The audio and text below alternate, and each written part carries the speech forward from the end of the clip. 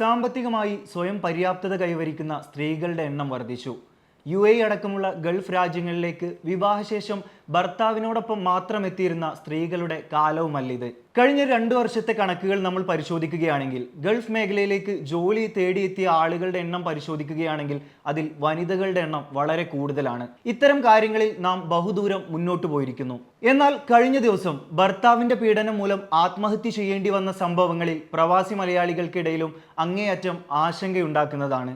ക്രൂരമായി അവഗണിക്കപ്പെട്ടിട്ടും ശാരീരികമായും മാനസികമായൊക്കെ പീഡിപ്പിക്കപ്പെട്ടിട്ടും ഇത്തരം സാഹചര്യങ്ങളിൽ ഇവരെടുക്കുന്ന തീരുമാനം ആത്മഹത്യയാകുന്നത് എന്തുകൊണ്ടാണ്? മരണപ്പെട്ട മകളേക്കാൾ നല്ലതാണ് വിവാഹമോചിതയായിട്ടുള്ള മകൾ.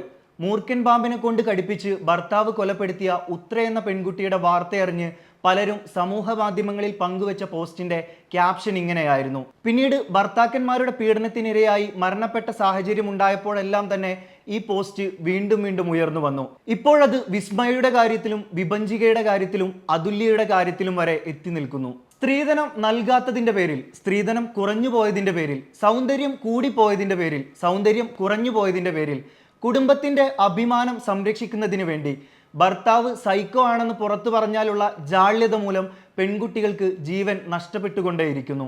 മരണശേഷം ഭർത്താവിന്റെ വീട്ടുകാരെ കുറ്റപ്പെടുത്തി അവർക്കെതിരെ ആരോപണങ്ങൾ നിരത്തി തെളിവുകൾ നിരത്തി ഭാര്യ വീട്ടുകാരെത്തും. അപ്പോഴും ജീവൻ നഷ്ടമാകുന്നതിന് തൊട്ടു മുൻപ് വരെ ആ വീട്ടിൽ ആ പെൺകുട്ടി എന്തിനു കഴിഞ്ഞു എന്ന ചോദ്യത്തിന്റെ ഉത്തരം മൗനം പാലിക്കും. ഉയർന്ന വിദ്യാഭ്യാസമുള്ള, ജോലിയുള്ള, കാഴ്ചപ്പാടുള്ള, പരിഷ്കൃത സമൂഹത്തിൽ ജീവിക്കുന്ന സ്ത്രീകൾക്ക് പരിഹാരം ആത്മഹത്യയായി മാറുന്നത് എന്തുകൊണ്ടാണ്? ഒരിറങ്ങിപ്പോക്ക് അവർക്ക് സാധ്യമാകാത്തത് എന്തുകൊണ്ടാണ്? വിവാഹമോചനത്തെ ഒരു കുറ്റമായും നാണക്കേടായും കാണേണ്ടി വരുന്നത് കൊണ്ടാണോ? ഭർത്താവിൽ നിന്ന് ക്രൂരമായിട്ടുള്ള പീഡനങ്ങൾ ഏറ്റുവാങ്ങുന്നുണ്ട് എന്ന് രക്ഷിതാക്കളോട് പറയുമ്പോഴും രക്ഷിതാക്കൾ അവിടെ തന്നെ തുടരാൻ പറയുന്നതിൻ്റെ കാരണം എന്താണ്? സ്വന്തം ജീവിതത്തിൽ ശരിയായ ഒരു തീരുമാനമെടുത്താൽ സ്ത്രീയെ അഹങ്കാരിയും സ്വാർത്ഥയുമാക്കുന്നത് എന്തുകൊണ്ടാണ്? ഇങ്ങനെ ചോദ്യങ്ങൾ നിരവധിയാണ്. നമ്മുടെ സമൂഹം കുടുംബത്തിന് കൽപ്പിക്കുന്ന പ്രാധാന്യം വളരെ വലുതാണ്. എന്നാൽ ഒരു പരിധിയിലപ്പുറം മറ്റുള്ളവന്റെ കണ്ണിൽ എൻ്റെ കുടുംബം തിളങ്ങി നിൽക്കണമെന്ന ചിന്ത സൃഷ്ടിക്കുന്ന പ്രശ്നങ്ങൾ അനവധിയാണ്. വിവാഹശേഷം പുതിയ കുടുംബജീവിതത്തിലേക്ക് കടക്കുമ്പോൾ ജീവൻ നഷ്ടപ്പെടുമെന്ന അവസ്ഥയിലും അഡ്ജസ്റ്റ് ചെയ്യുന്നതല്ല കുടുംബജീവിതമെന്നും അവരല്ല മികച്ച കുടുംബിനിയും കുടുംബനാഥനെന്നുമുള്ള തിരിച്ചറിവ് ഇല്ലാത്തിടത്തോളം ഇത്തരം വാർത്തകൾ ഇനിയും ഉണ്ടാകും. വിവാഹമോചനത്തിന് ശേഷമോ ഒറ്റയ്ക്കോ ജീവിക്കേണ്ടി വരികയാണെങ്കിൽ നേരിടേണ്ടി വരുന്ന ചോദ്യങ്ങളെ, നോട്ടങ്ങളെ, അരക്ഷിതാവസ്ഥയെ നേരിടേണ്ടി വരുമെന്ന ഭയം കൊണ്ട് ജീവിക്കുന്ന പെൺകുട്ടികൾ ഇന്നുമുണ്ട്. ഇത്തരം കാര്യങ്ങളിൽ അവരെ ചേർത്ത് പിടിക്കേണ്ടത് രക്ഷിതാക്കളാണ്. 2020 റിലീസായ ധപ്പഡ് എന്ന ബോളിവുഡ് ചിത്രം വലിയ ചർച്ചകൾക്ക് വേദിയൊരുക്കിയതായിരുന്നു.